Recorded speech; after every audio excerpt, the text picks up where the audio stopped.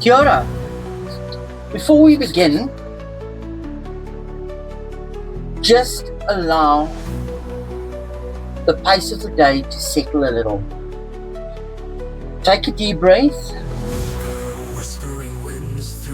and out.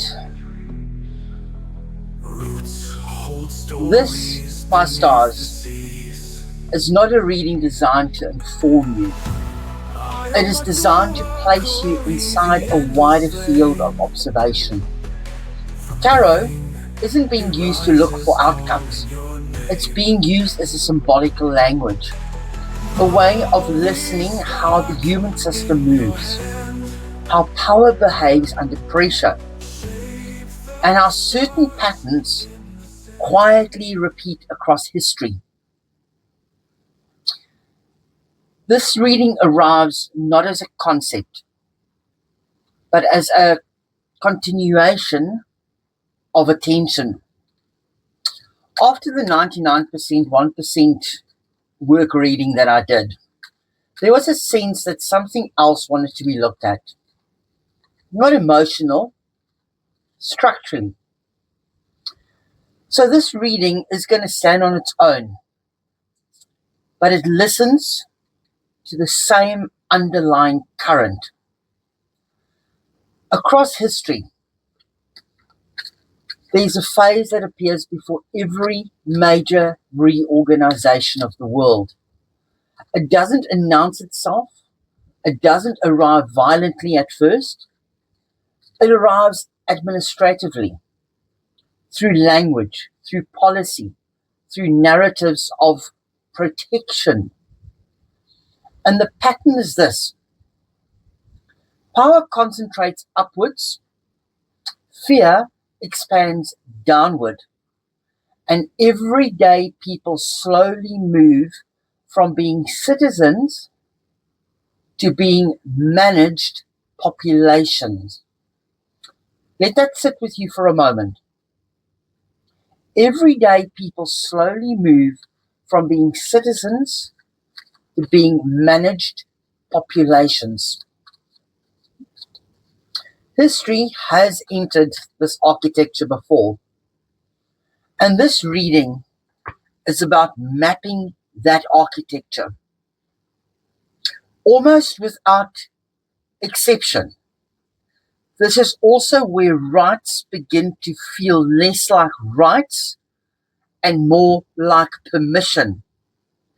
Not removed, reinterpreted. Rights begin to feel less like rights and more like permissions. Leave me a comment if you think I'm right. And as per usual, I'm going to shuffle the cards. I'm going to draw 11 cards. I'll lay out 5 first, and then we'll examine them and then move on. And we'll also have a look and see what the underlying energy is. And then towards the end, if the energy allows, I will pull 1 or 2, additional cards to see if the cards has anything to tell us. I do read in reverse and in upright. So let's have a look what happens here today. Let's cut.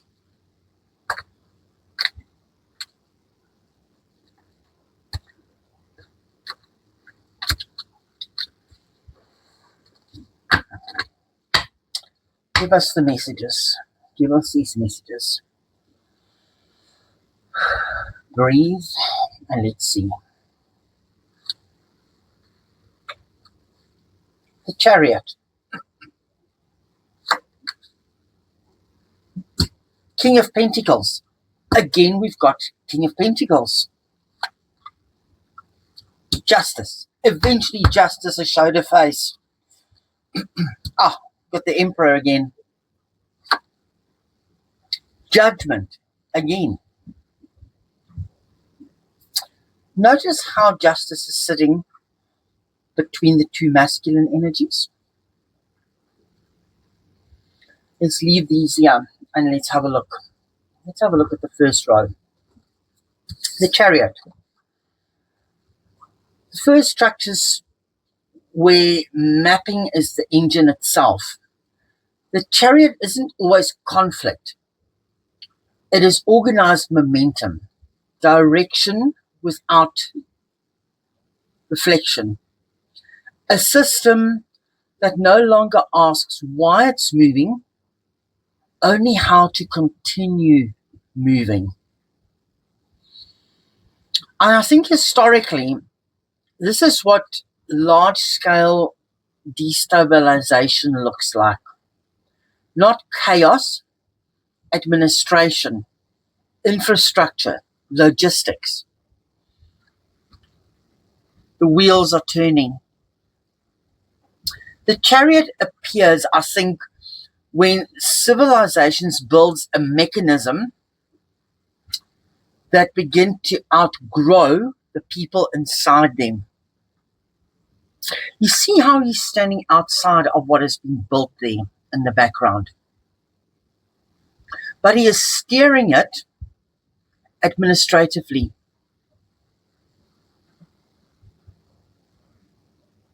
The two powers.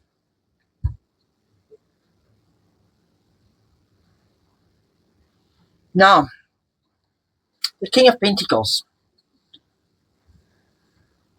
isn't a person here. I wouldn't say it's a person here.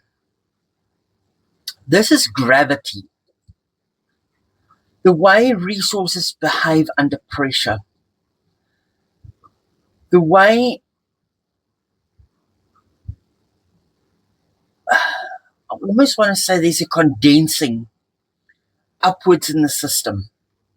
Destabilization. Every major crisis period shows the same economic footprint. Wealth does not circulate. It compresses. Just look at how all this wealth is compressed around him. He's almost smothered by all this wealth. And this card reflects why war machines, reconstruction cycles, economic security, and displacement systems don't slow crisis. They feed on them. Who makes money in wars? The arms dealers. They enrich themselves. And it is not because of individuals, not because of you and me. It is because of incentives by design. They design collapse. They design the wars so that they can enrich themselves. And we think nothing of it. We sit outside of it. We help manufacture some of the stuff, build it, design it. But do we actually gain and build from it? It destroys, as a matter of fact. And I've just noticed something in this card. And this is for the USA, I think. If you have a look here, the two red tops there, and there's a blue top there. This is non-political, but I'm going on history. And history shows us where the war machine starts. Who enriches themselves? And no, this is not political. I'm going on history. I'm going on the Iraq War, the Afghani War. I'm going on all of those little factors. And look what's currently happening in Venezuela. Look at the threats in Greenland. I'm just pointing that out.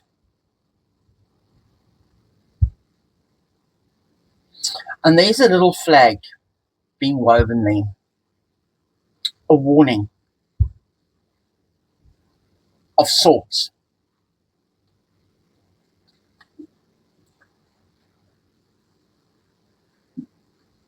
I did not expect that to come out of this reading so far.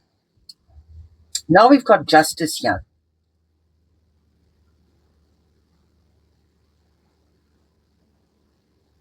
And justice appears when society renegotiates who fully belongs, who becomes administratively conditional.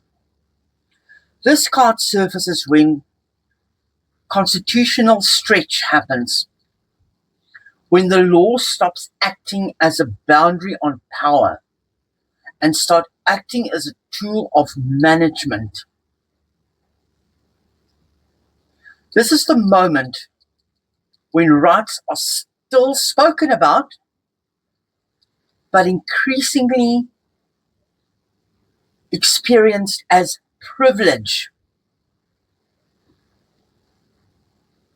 It's the moment when rights are still spoken about, but are increasingly experienced as privileges. And history grows very procedurally here before it grows consequential.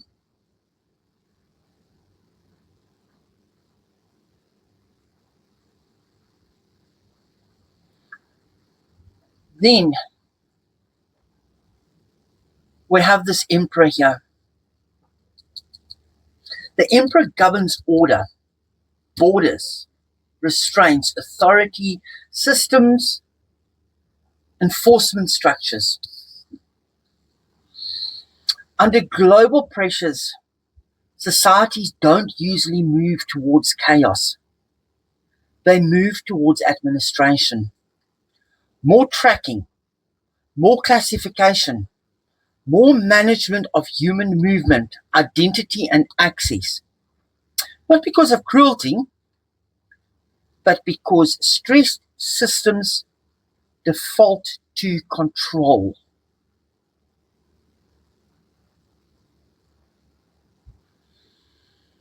And now we've got judgment here.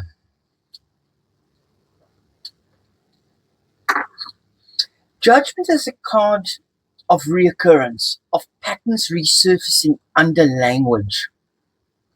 Not just any language, new language.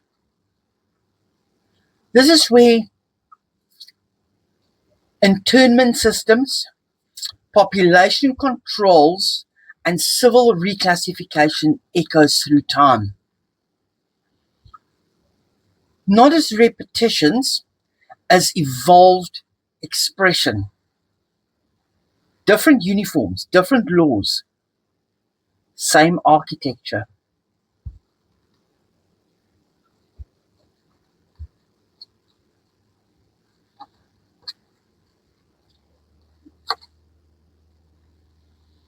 We've got the Wheel of Fortune. Strength. Death. Let's have a look at this Wheel of Fortune. The Wheel of Fortune has showed up again. The Wheel of Fortune is showing up again. The null.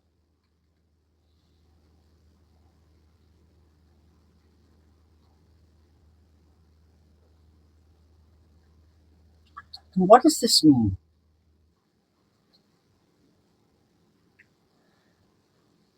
Global systems stop behaving predictably.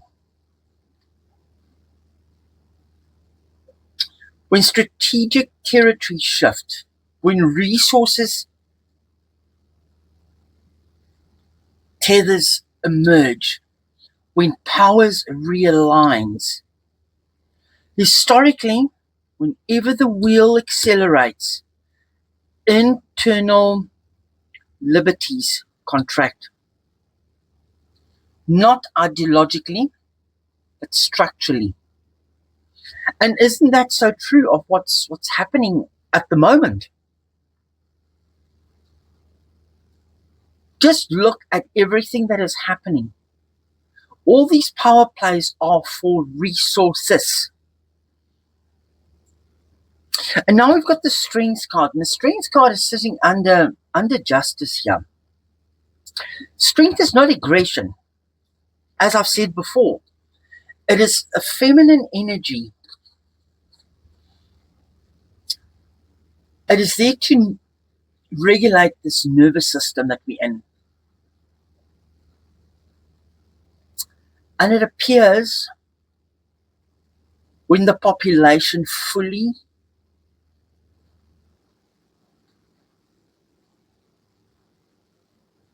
what do I want to say? It's when the population fully absorbs the narratives. And these patterns are being recognized, decentralized, cross-cultural, without singular leadership. Historically, this is the first biological sign that a civilization system is beginning to change its behavior.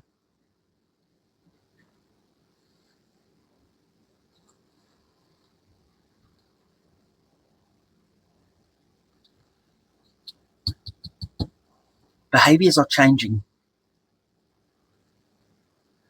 And I keep saying it. I've been reading this over and over again, that things are changing.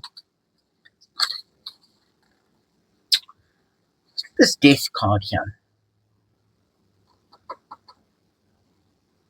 Death doesn't mean destruction.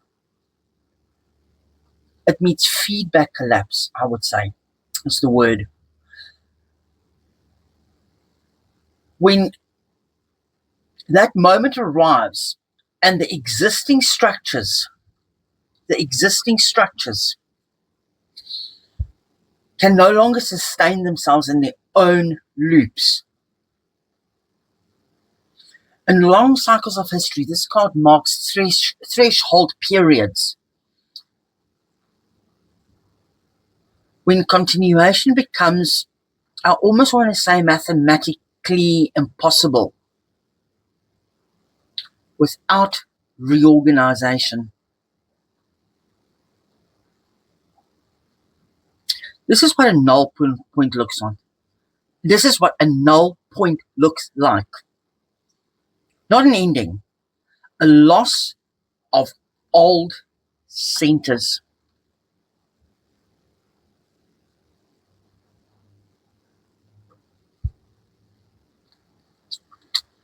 What card is next?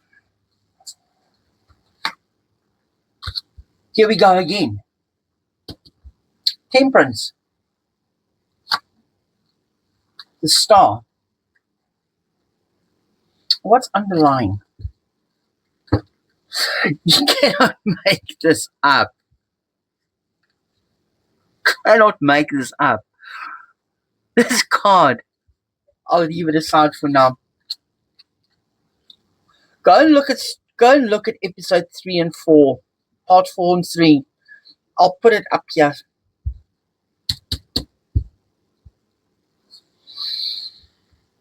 And let's reveal this loud. I'm sorry. You can't make this up. This card appeared in the last reading.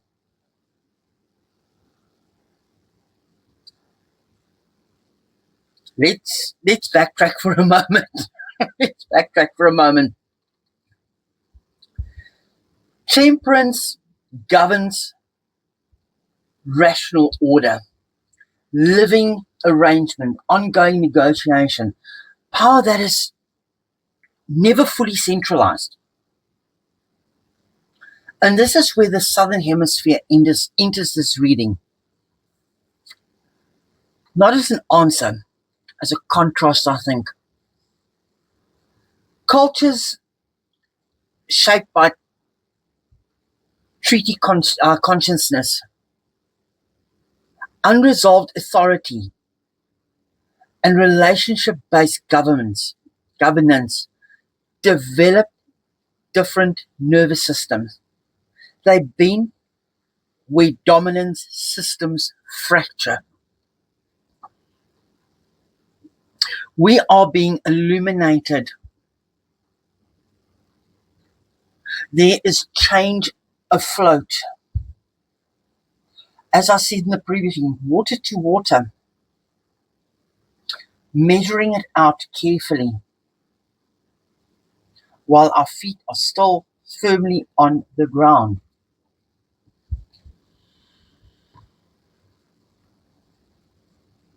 There is hope.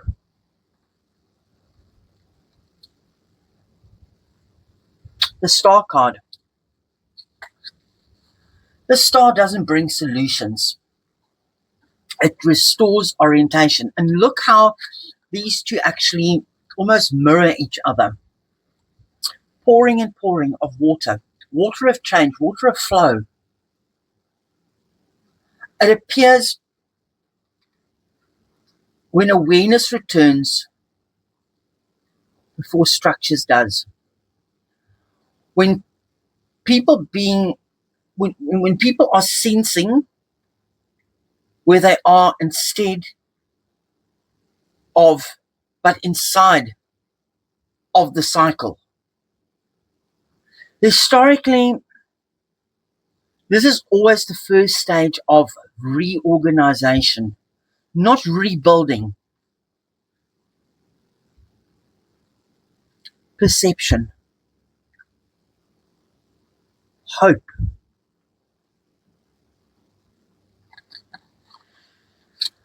The devil again. And again it is showing us that we are controlled by narratives. We are bound by institutions that is trying to take our rights away and trying to turn it into privileges. But we are able to remove those chains around our necks. We don't have to let them govern us. They don't have to be in control of the narrative. We don't have to stay chained to the narrative.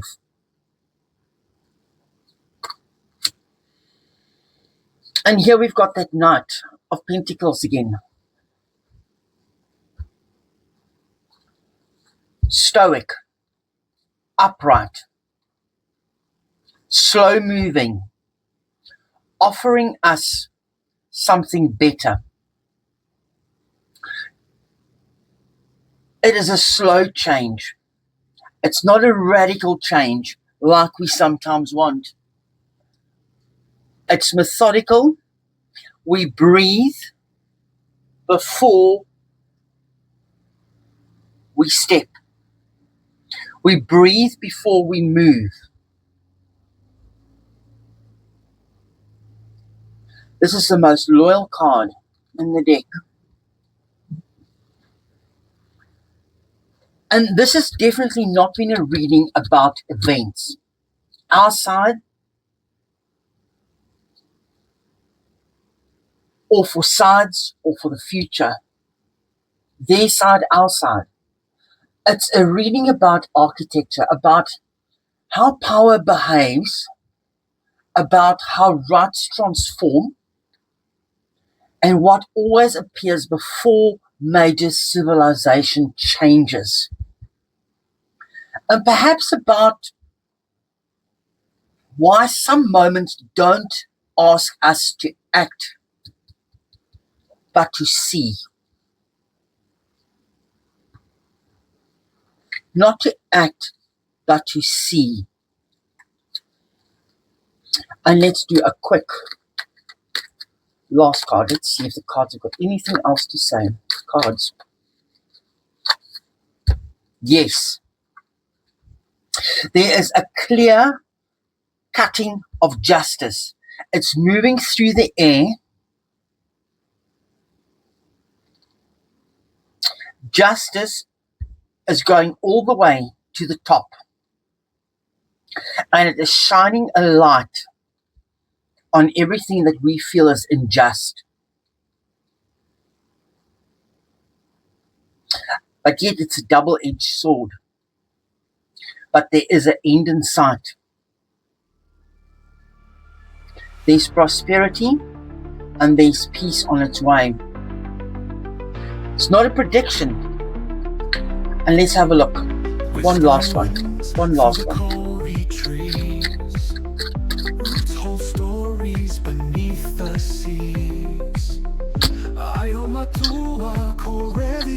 Keep working. Don't lose focus.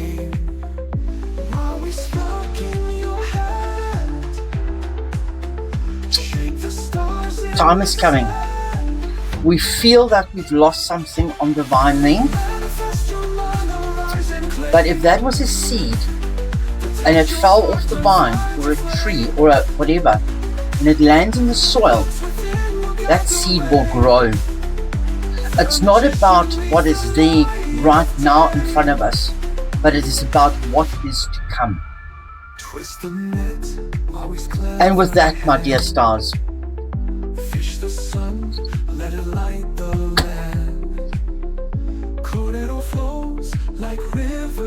you saw me pulling it from the deck.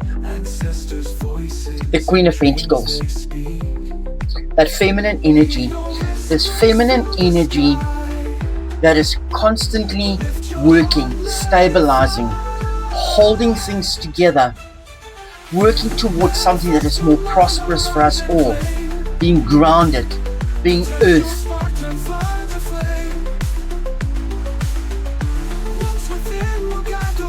And there is some speed coming in it, even though it's a small little bunny rabbit. It's just popped in its little head, and more is to be revealed.